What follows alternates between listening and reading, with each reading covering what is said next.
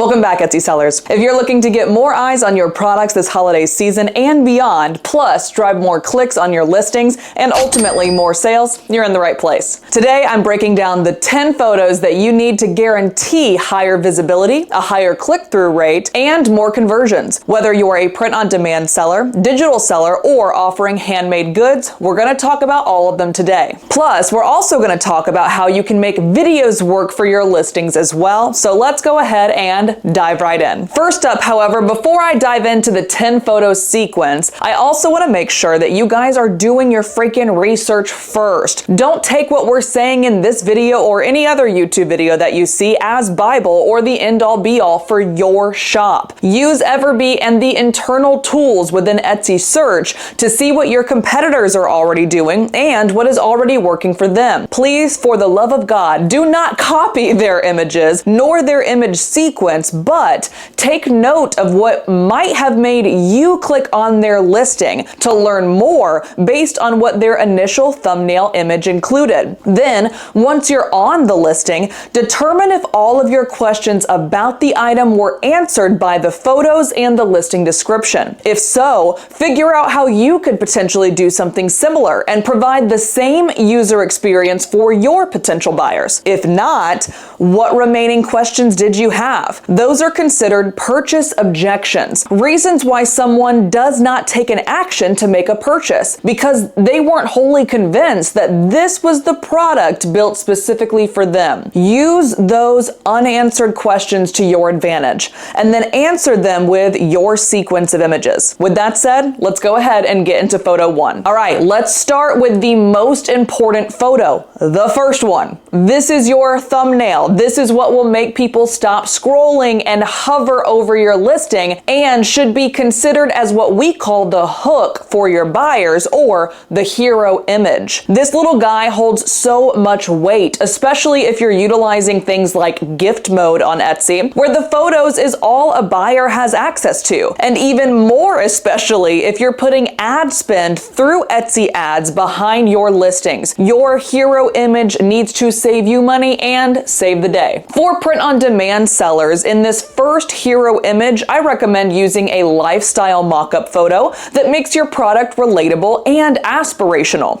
Use it in a real setting like a t-shirt worn by a person outdoors or a cozy room or an event that makes sense for the item. For digital sellers, display the product in use, such as a printable planner on a stylish laptop. Show off its best features at a glance. For handmade sellers, you can use crisp, well-lit images with a white or contrasting background to highlight your craftsmanship of the item. I would also recommend considering to add buzzwords or icons like free shipping, ready to ship, handmade, etc. to that first image. These small additions can grab attention and get people clicking, which again is the whole reason for our hero image. The second photo is all about showing the item from different angles. This helps buyer imagine the full product and what it will feel like and be like for them when it arrives. For print-on-demand sellers, I would recommend highlighting the back or side views of the product, such as the back of a t-shirt or different angles of a mug. I don't recommend using your print-on-demand provider's provided mock-ups for these, however. It's time to make these count. Go the extra mile. Order samples. Take your own photos. Trust me, your sales volume will thank you. For digital sellers, for photo number 2,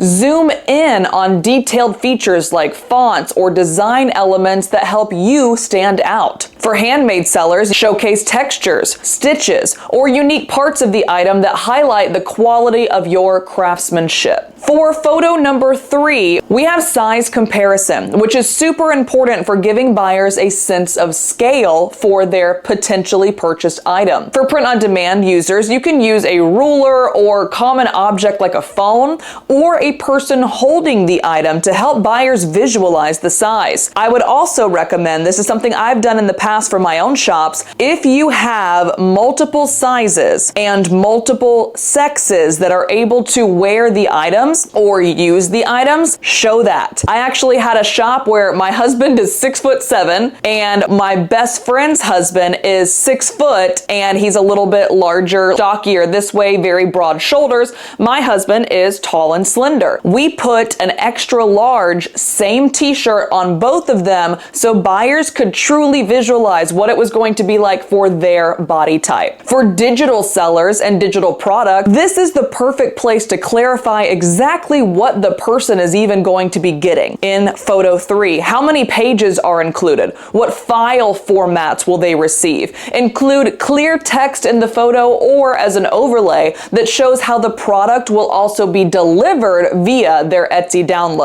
For handmade sellers, you can show the product next to everyday items or again use a ruler to provide a clear idea of size. Something I've personally seen that I like a lot and is very attractive to me as a buyer is when someone is creating a front porch sign and they actually have it displayed on a front porch. I know exactly what I'm getting and exactly what it would look like next to my door. Photo number 4 is where you make your product come alive in a lifestyle setting. For print-on-demand users, you can show your product being used or worn in a relatable situation. If it's a t-shirt, show someone wearing it while out with friends or at a fun event, again, related to the item. For digital sellers, you can display the product being used in a practical way, like a digital planner being filled out on a tablet, or maybe how you can even use the item. So let's say, you guys know I have ADHD, so let's say it's an ADHD planner that you're trying to sell in digital format. What would someone with ADHD be needing to remember, write down, plan ahead for? For handmade sellers, in photo number 4, you can actually show someone interacting with your product, whether that's using a handmade mug for coffee or actually wearing the jewelry itself. Photo number 5 is material or featured close-ups. Let's dive into the details during this photo. This photo is going to focus on showing off the quality and features of your product that might be different from what other people are showing. For print-on-demand sellers, let's highlight fabric textures or the sharpness of the print. A close-up shot here can actually show the quality of the product rather than a far-off picture like this. This is an awesome shirt,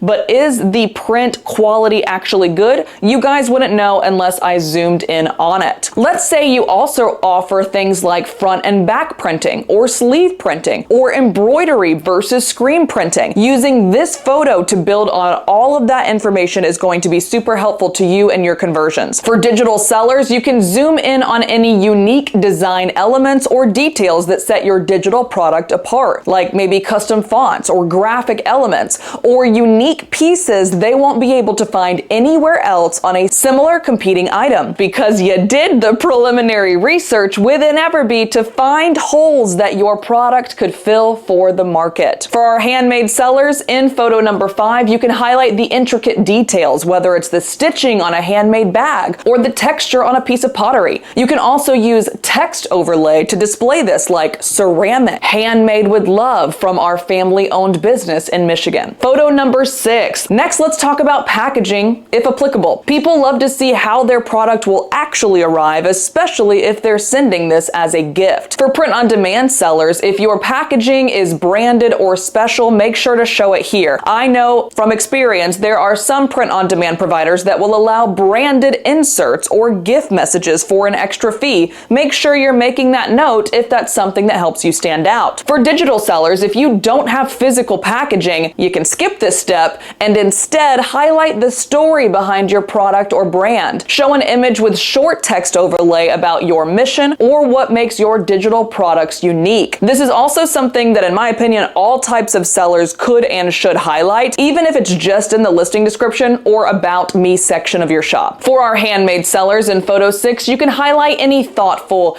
eco-friendly, or branded packaging that adds value to your product. Also highlight the fact that your item is handmade, and don't stop highlighting that. Etsy's mission is literally keep commerce human, and it wasn't until recent years that non-handmade items were even allowed on the platform. Embrace this incredible marketing tactic that you have that no other seller type has. You're keeping commerce human in your shop every day by how you curate the products. Own that and capitalize on it. Photo number 7 is about customization. Many Etsy buyers love customization and personalization, and this is where you show what's possible and how to do it. For print-on-demand sellers, you can show color or design or font options clearly labeled, please, and make sure if there's any information needed for how to actually personalize it, you're making this as simple as flippin' possible and explaining the process for them within this image. You guys remember that show with Jeff Foxworthy, I think his name was, that's like, Are You Smarter Than a Fifth Grader? Just assume that nobody is and make everything as easy as possible for them to digest and purchase. For digital sellers, if your product is editable, show a screenshot of the customization process, again, making it as clear as possible exactly what they can and cannot personalize and how to do it. For handmade sellers, in photo number 7, include a photo showing customization options like engraving,